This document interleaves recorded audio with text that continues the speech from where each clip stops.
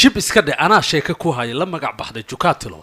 haddaad qosli weydo orod tag shaybaar hadda iska baar 5 cudur stress macaan qaraar marqaan dhiikar shuba hadda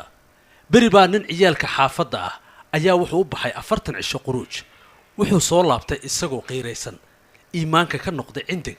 adduunka ka qaatay lifti wuxuu doonay inuu wacdiyo ciyaalka xaafadda wuxuu kula hadlay luuqadda xaafadda bilaa jasuura asxaabay ilaahay wuuna jaqsan yahay wax walbana waa caarifsan yahay insaankaa jisaar miiran mooye aakhiro ma lahan iga booti wadkana ma yaqaan ga iga sii jaxiima ma lahan lefty group xarfaanay haddaad salaada u benguurtaan soonka isboojaysaan sakada isbeen farintaan xajka bax ka siisaan beriyaa idin baxar fakinayo